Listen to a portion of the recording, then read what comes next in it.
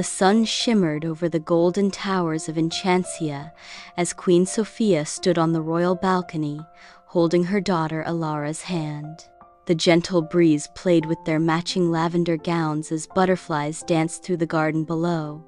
"Alara," Sofia said with a warm smile, "today is a very special day." The little princess's eyes widened with excitement. "Is it a festival, Mama?" "Even better," Sofia whispered. "We're going to visit Queen Cinderella and her daughter, Princess Hope, in their kingdom." Alara gasped. "Cinderella? The Cinderella? With the glass slippers and the pumpkin coach?" Sofia chuckled. "The very one." Alara twirled in delight. "Can I see her slippers? Can I ride in a pumpkin coach?" "We'll see," Sofia said. "Now let's get ready. We have a long carriage ride ahead." Later that morning, Sofia and Alara boarded their sparkling lavender royal carriage pulled by 4 white horses. The Enchancian crest glittered on the door, and inside, Alara clutched her favorite plush bunny while Sofia read a storybook to her. As the carriage rolled through flower-filled meadows and peaceful forests, Alara asked, "Mama, what is Princess Hope like?" "She's kind and curious just like you," Sofia said. "She's 5, a little older than you. You'll get along beautifully." The journey was filled with giggles, songs, and a brief stop for wildberry pie under a willow tree.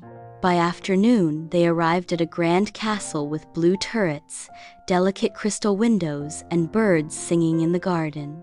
As Sofia and Alara stepped out of the carriage, Queen Cinderella walked down the marble steps with a graceful smile.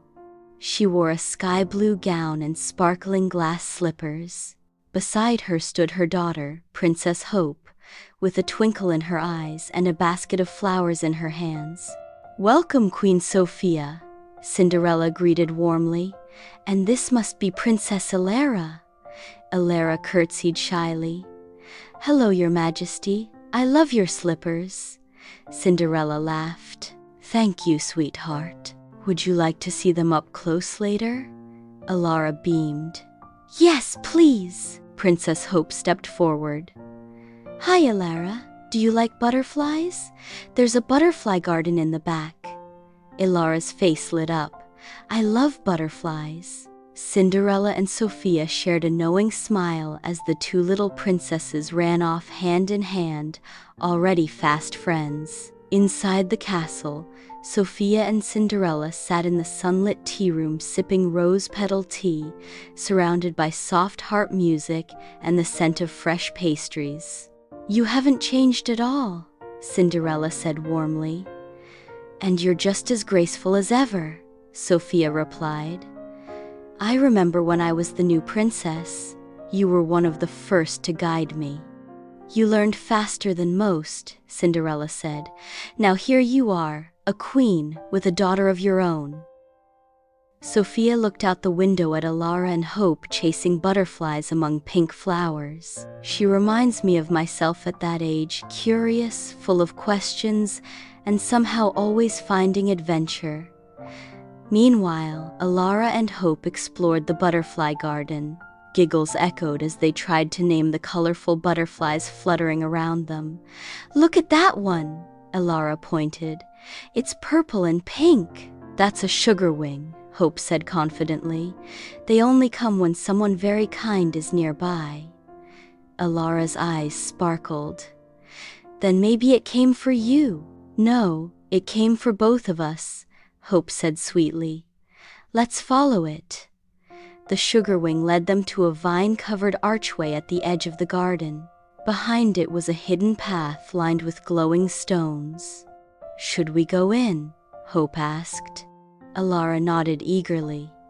"Let's." The path led to a sparkling pond surrounded by lilac trees and tiny glowing fairies flitting through the air. "It's a secret fairy garden," Alara whispered. Hope tiptoed to the edge. "Sometimes the fairies leave gifts for princesses." Just then, a soft chime sounded, and 2 glowing flower crowns floated toward the girls. The crowns gently settled on their heads, sparkling with tiny gems. Elara gasped, "It's magic!" Back at the main garden, a royal picnic had been prepared.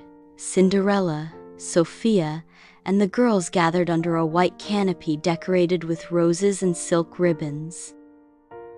There were heart-shaped cookies, strawberry tarts, and tiny sandwiches shaped like stars. Birds chirped overhead as a quartet of musicians played a gentle tune. Elara and Hope danced barefoot in the grass, their fairy crowns glowing in the sunlight. "They found the fairy garden," Cinderella said with a smile. Sofia looked at her in surprise. "You knew about it. It only appears to kind-hearted children," Cinderella said. "I visited it once when I was a girl." Sofia nodded.